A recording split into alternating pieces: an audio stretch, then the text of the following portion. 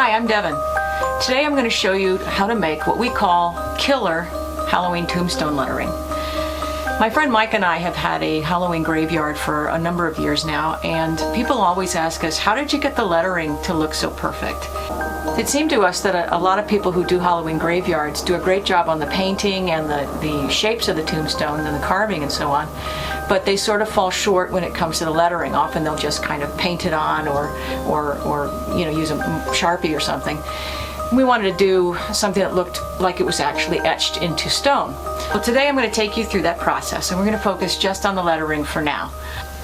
So what you will need is Word or Photoshop, some computer program that will allow you to type out the lettering and print it out onto paper.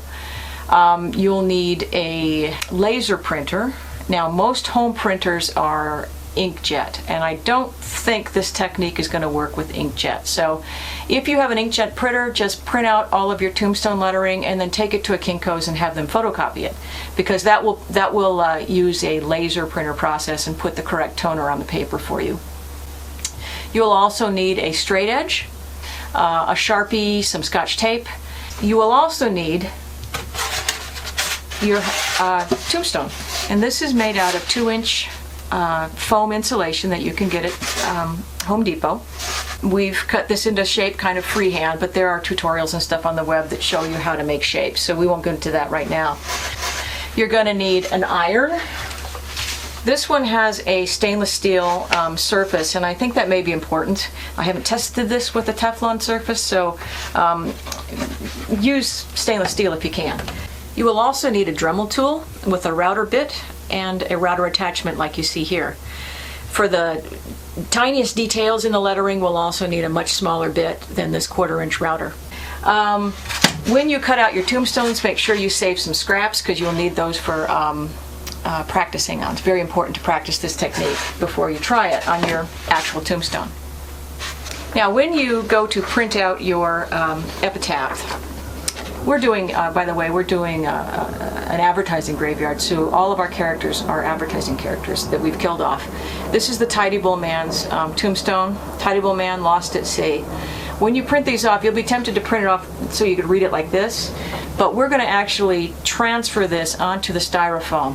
So you will need to flip it so that it looks like this. Now, you'll notice that I've marked the center line going down and also a baseline where I want the epitaph to go. You'll also notice these white lines. This is actually a score mark in the insulation. When you buy this for insulation, they actually cut it about halfway through so that it's easy to break. Well, we don't want that with our tombstone. So I've filled this in with joint compound. You can also use spackle. Kind of strengthen it up, and when you get it painted, you won't see these lines. When you make your marks, when you draw your guidelines, make sure you don't press too hard, because you don't want to make an indentation in your tombstone. So now what you do is you take your reverse lettering, which I have added a little guideline there in the computer program before I printed this out. I made it a mark on the center and a mark at the baseline of the epitaph. And what I'm going to do, when you turn it over, you can kind of hold it up to a window and see through the paper, and then you can use those guidelines to draw a pencil mark on the reverse side of the paper so that you can really see what you're doing. So now I'm just going to line these up so that everything's square, as if this were really carved out of stone and someone really did that purposefully to be lined up, of course, before we actually age it and make it vintage looking and kind of beat it up. All right, I've got that lined up. Now I'm just going to tape it down.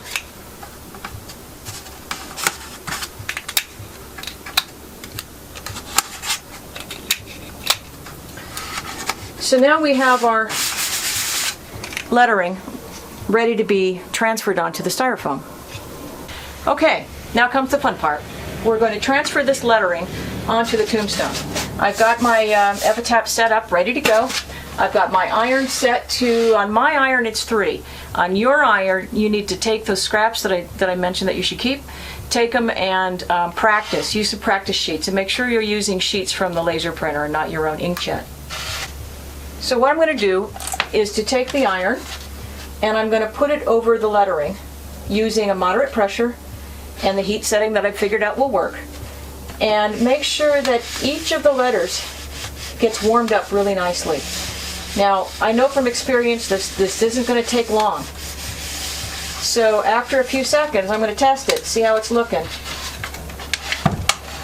And it's looking like even that much was a little strong, but if it sticks too much, you can go over it with an iron again until it peels off easily. All right, that's my bottom set. Now let's do the top. And like I said, if it starts sticking too much, just go over it again. Or if you start to peel it off and you don't see all the letter there, just press it on again and peel it off after it's got a little more heat on it. The bigger the letter, I've found, the trickier it is. That's sticking a little hard, so I'm going to go over it again, kind of loosen it up. There we go. Now we'll do this top row. It kind of helps if you focus on, a few letters at a time. Try to get that L to transfer properly. That one's giving me a hard time. So let's give it a little more heat here.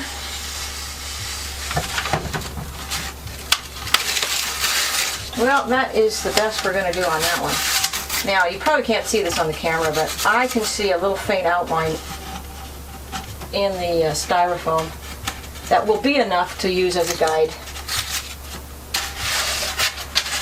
for, see, can you see this? There we go. The tidy part you can barely see, but I can see it enough that I can actually take a Sharpie and outline those letters for clarity when it comes time to carve them into the styrofoam. Okay, now you can see that I have outlined these letters that didn't transfer all that cleanly so that I can have a nice clear guide for when I start doing the routering. I'm not sure how well we'll be able to show this to you on camera, but I'll try to get in close. We're going to use the Dremel tool with the router bit. The router bit has this, the router attachment rather, has this open area where you can see where the bit is going to go. Okay, I'm not sure how much you're going to be able to see here, but I'm going to start routering with this letter M. And one of the things I want to point out, though, before this gets going is you want to use a pretty simple letter font style so that your bit doesn't have to navigate really tiny, teeny details. I still have the 1/4 inch router bit on this. I may have to go in and just get some of these little details like back in there with a smaller bit, but we're going to start out with the 1/4 inch bit for now. Also, the router attachment allows you to set the depth, how deep that you're going to carve into the styrofoam. You want to be at least 1/8 of an inch, if not 1/4 of an inch. And this will allow you to paint the inside of the lettering, inside of the carving, an antique black, but still be able to use a roller and roll over a stone color. So that depth will give you that ability. So the router attachment has an adjustment right there that you can slide it up and down, and I've got it set for about 1/4 inch. So here we go.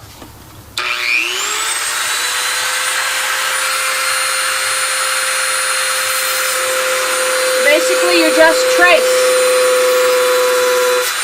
I'm just tracing the letters.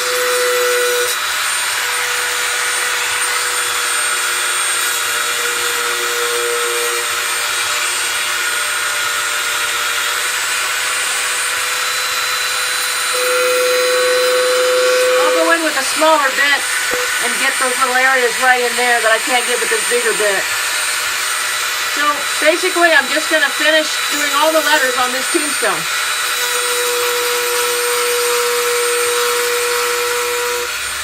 So there's our finished tombstone, all routed out and ready to paint.